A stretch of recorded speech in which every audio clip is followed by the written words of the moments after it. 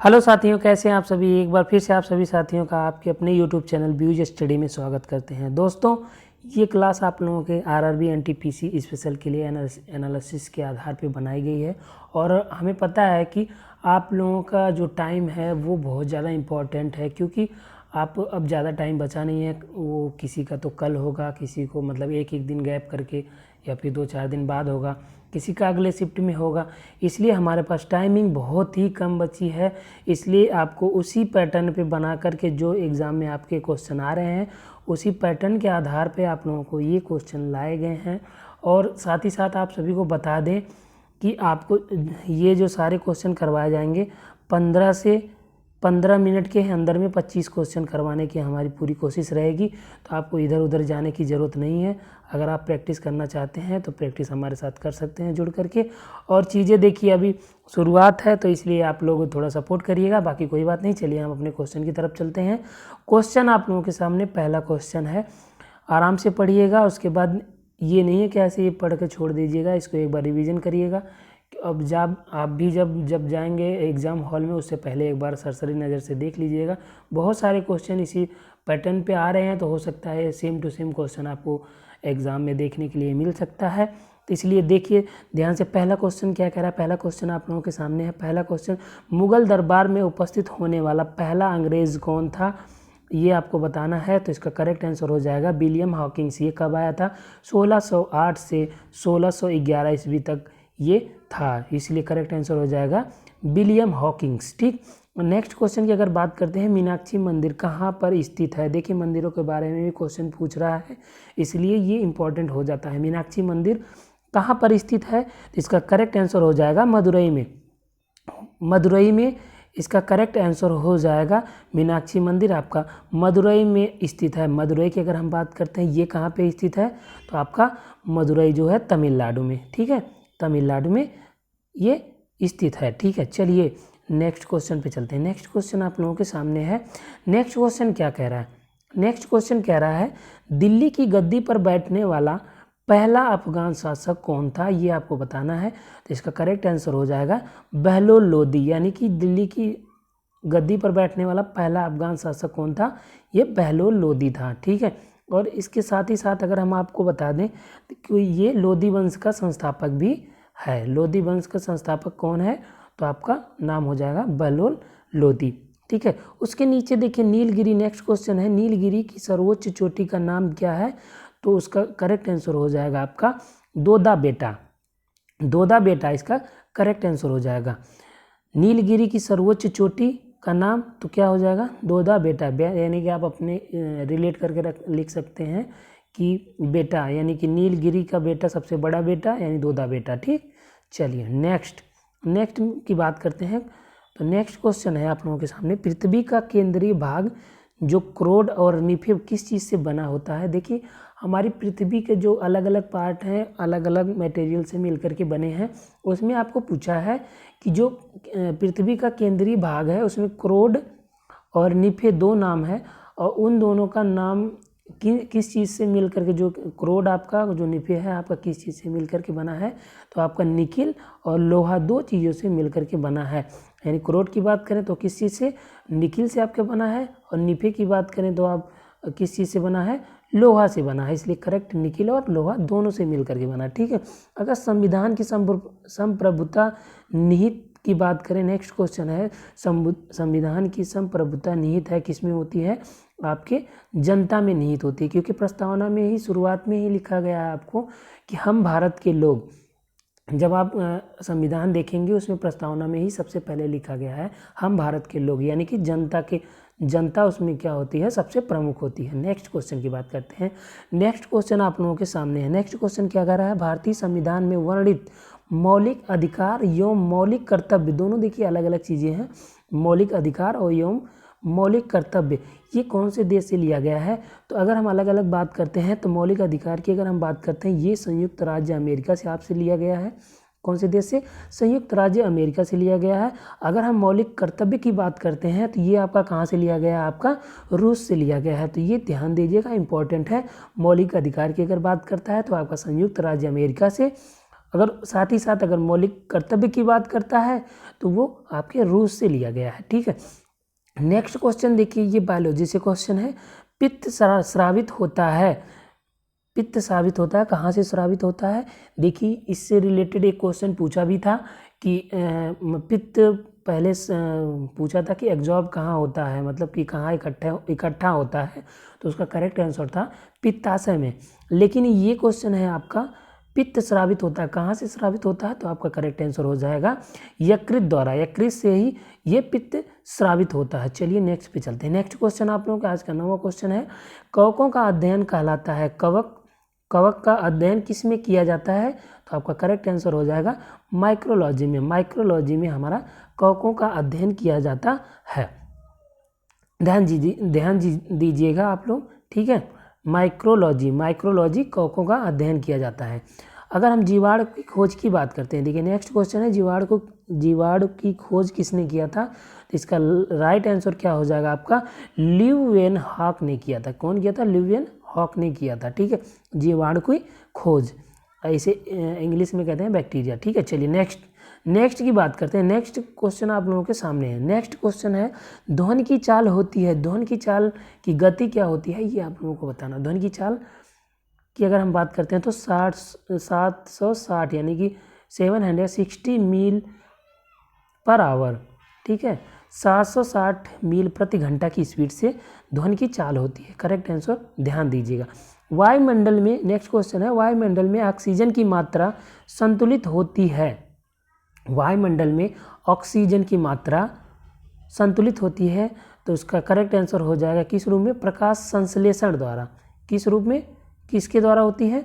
तो प्रकाश संश्लेषण के द्वारा वायुमंडल में ऑक्सीजन की मात्रा संतुलित होती है। नेक्स्ट चलती है। नेक्स्ट क्वेश्चन क्या है? नेक्स्ट क्वेश्चन आप लोगों के सामने है। नेक्स्ट क्वेश्चन कह रहा है, लोहे के किस रूप में कार्बन की मात्रा न्यूनतम होती है? ध्यान से रीड करिए, लोहे के किस रूप में कार्बन की मात्रा न्यूनतम होती है, यानी कि सबसे कम होती है। तो कौन सा लोहा वो होता है? आपका पिटवा लोहा होता है। ध्यान दीजिएगा, पिटवा लोहा होता है। इसमें क्या है? कार्बन की मात्रा सबसे कम होती है। न्यूनतम का मतलब सबसे कम। चलिए नेक्स्ट क्वेश्चन क्या कर रहा है, अंडे का आवरण बना होता है, अंडे का जो ऊपर का छिलका होता है वो किस चीज़ का बना होता है? तो किस चीज़ का बना होता है? आपका कैल्शियम कार्बोनेट का, कैल्शियम कार्बोनेट का बना होता है। जो आपका अंडे होते हैं, अंडे के ऊपर का आवरण जो है, छिलका जो छील देते हैं हम, वो वाइट वाला, वो किस चीज़ का बना होता है? आपका कैल्शियम कार्बोनेट का। चलिए नेक्स्ट बताइए, नेक्स्ट क्वेश्चन क्या कह रहा है? नेक्स्ट क्वेश्चन कह रहा है, योजना आयोग के अंतिम अध्यक्ष एवं उपाध्यक्ष कौन थे? देखिए ध्यान दीजिए, अगर हम बात करते हैं योजना आयोग का, इस समय क्या हो गया? इसका नाम बदलकर नीति आयोग हो गया। क्या हो गया है? नीति आयोग हो गया। लेकिन ये क्या क्वेश्चन पूछा है? क्वेश्चन ये पूछा है आपसे कि जो नीति आयोग के अंतिम अध्यक्ष थे, अध्यक्ष और उपाध्यक्ष कौन है, ये आपको बताना है। तो अंतिम यानी कि अभी हाल ही में इसका परिवर्तन हुआ, जब आपकी नरेंद्र मोदी की सरकार आई थी, इसे नीति आयोग से योजना आयोग से इसको नाम बदल करके आपका नीति आयोग कर दिया गया। तो नीति आयोग कर दिया गया तो किसके समय में? नरेंद्र मोदी जी के सामने। और योजना आयोग के अध्यक्ष की अगर हम बात करते हैं तो देखिए नीचे क्वेश्चन भी है, नीति आयोग के अध्यक्ष की बात करते हैं तो कौन होता है? प्रधानमंत्री होते हैं। प्रधानमंत्री आपके नरेंद्र मोदी जी हैं। और मोटेंग सिंह जो है ये इसके क्या थे? उपाध्यक्ष थे। अंतिम योजना आयोग के उपाध्यक्ष की अगर बात करते हैं, मोटेंग सिंह आहलूवालिया थे। और अध्यक्ष की बात करते हैं हम, नीति आयोग के अंतिम अध्यक्ष आपके नरेंद्र मोदी जी थे।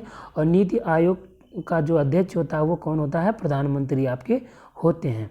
चलिए नेक्स्ट बताइए, नेक्स्ट क्वेश्चन क्या कह रहा है? नेक्स्ट क्वेश्चन है आप लोगों के सामने, डाटा को सुरक्षित रखने का तरीका। देखिए कंप्यूटर से क्वेश्चन है, कंप्यूटर से भी क्वेश्चन आपके 2-3 आ रहे हैं, फुल फॉर्म वाला भी आ रहा है और ऐसे भी डाटा से रिलेटेड बहुत सारे क्वेश्चंस आ रहे हैं। तो वो सब आपको डिस्कस करे जाएंगे बारी बारी से, ठीक है। आप लोग ये वीडियो आप लोग लास्ट तक देखिएगा सभी साथी, और अगर चीज़ें अच्छी लगेंगी तो लाइक शेयर और सब्सक्राइब करना ना भूलिएगा। तो डाटा को सुरक्षित करने का तरीका जो है क्या होता है? बैकअप प्लान होता है। क्या होता है? Backup plan. डाटा को सुरक्षित रखने का तरीका आपका होता है बैकअप प्लान, ठीक है। नेक्स्ट क्वेश्चन है, विश्व का सबसे बड़ा कंप्यूटर नेटवर्क है।